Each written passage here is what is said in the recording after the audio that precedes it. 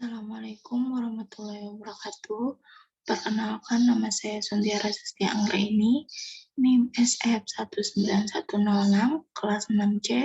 Di sini saya ingin mencoba menggunakan SPSS dengan data dari skripsi Vista 3 jadi 2010 dengan judul efek penurunan kadar glukosa darah dari infus daun sulfun Artocarpus altilis Park pada tikus putih jantan. Di sini saya ingin menggunakan data TG2 dengan kelompok ada kontrol normal, kontrol pembanding, dosis 1, dosis 2, dan dosis 3 dengan 5 data hewan uji. Di sini saya ingin mengetahui apakah data TG2 ini terdistribusi secara normal ataupun tidak terdistribusi secara normal. Apabila data tersebut terdistribusi secara normal, maka saya akan melanjutkan ke uji parametrik. Apabila data tersebut tidak terdistribusi secara normal, maka saya akan melanjutkan ke uji non-parametrik. Di sini langsung saja kita ke SPSS. Pertama-tama kita ke variable view. Untuk nama, kita tulis kelompok, enter. Untuk desimal kita nolkan karena tidak ada desimal. Untuk label kita tulis kelompok uji. Untuk value kita ganti dengan cara mengklik titik 3. Untuk value-nya kita tulis 1. Labelnya karena kita tadi ada 5 kelompok, jadi yang pertama itu kelompok kontrol normal.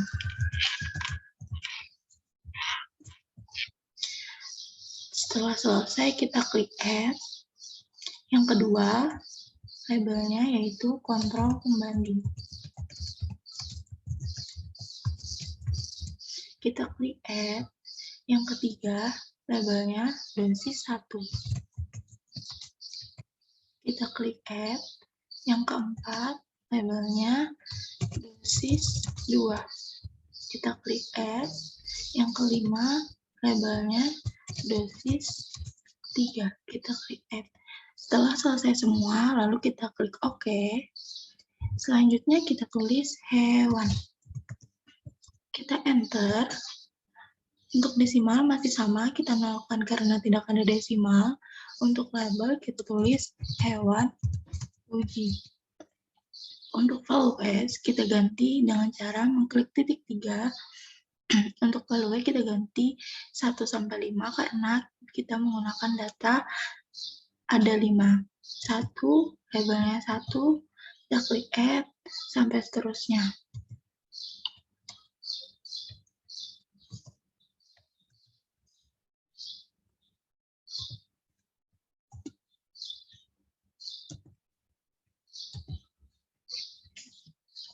Setelah selesai semua, lalu kita klik OK.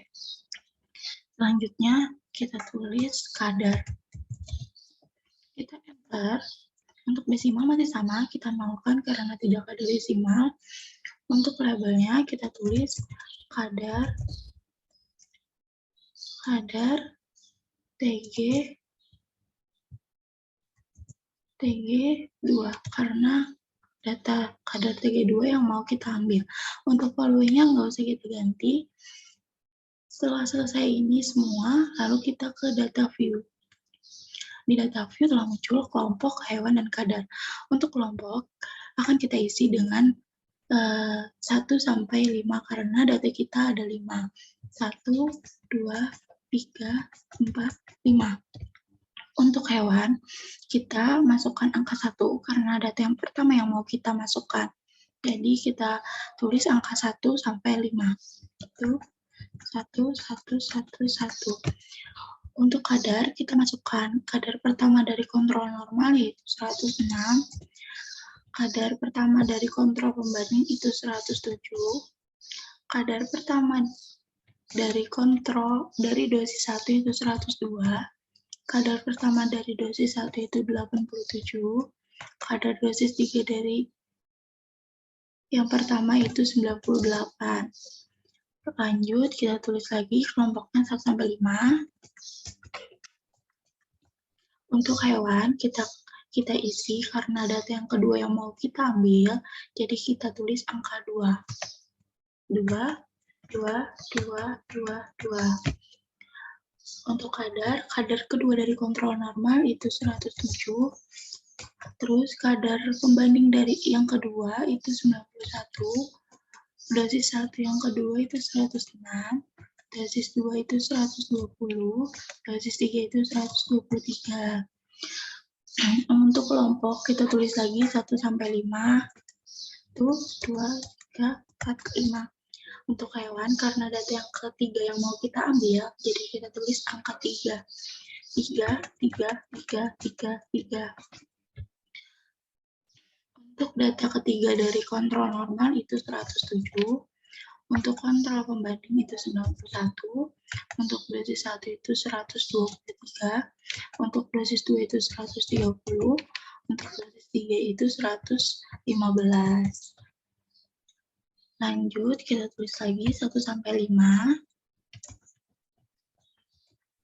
Untuk hewan, karena data yang keempat yang mau kita ambil, maka kita tulis angka 4. 4, 4, 4, 4, 4.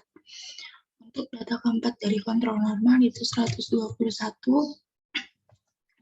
Untuk kontrol pembanding itu 72. Untuk dosis 1 itu 109. Untuk dosis 2 itu 125. Untuk dosis 3 itu 128.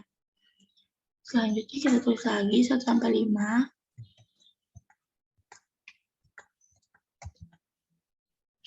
Nah, untuk hewan kita tulis karena data yang kelima yang mau kita ambil, jadi kita tulis angka 5, 5, 5, 5, 5. Untuk kadar kelima dari kontrol normal itu 116, untuk kontrol pembanding itu 104, untuk dosis 1 itu 129, untuk dosis 2 itu 129, untuk dosis 3 itu 148.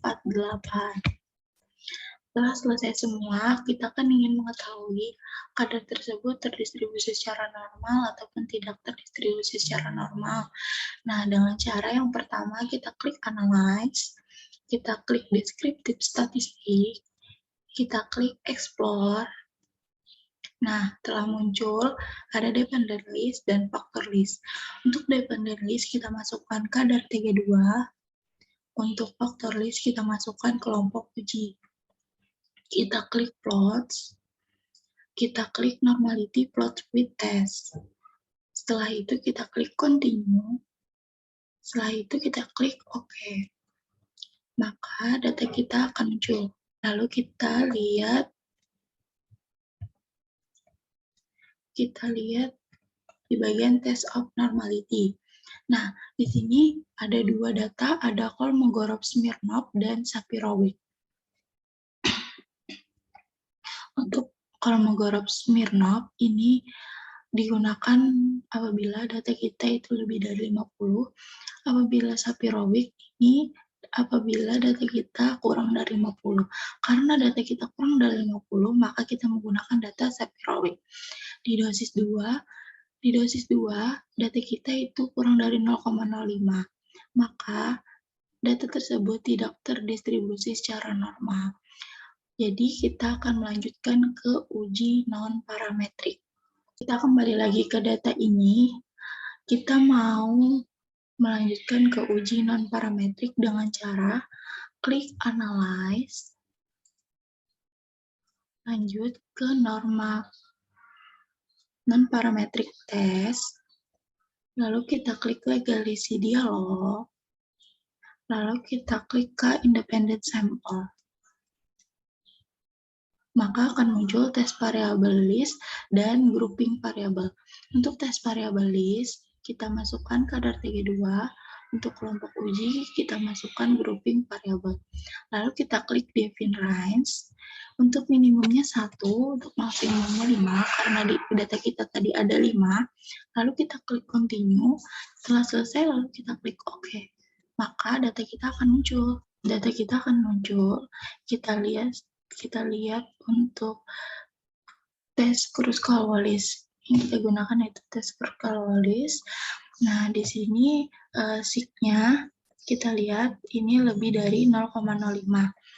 Apabila lebih dari 0,05, maka H0 diterima, H1 ditolak, berarti tidak ada pengaruh pada data tersebut. Nah, apabila data ini kurang dari 0,05, H1-nya diterima dan H0-nya ditolak. Berarti data tersebut ada pengaruh. Jadi, dapat disimpulkan data ini tidak terdistribusi secara normal atau tidak memenuhi uji normalitas. Karena itu, kita lanjutkan tadi ke uji non-parametrik, dan di uji non-parametrik dapat hasilnya itu di atas 0,05, berarti H0-nya diterima dan H1-nya ditolak. Jadi tidak ada pengaruh yang signifikan pada data tersebut. Mungkin itu saja yang bisa saya sampaikan. Salah hilap mohon maaf. Wassalamualaikum warahmatullahi wabarakatuh.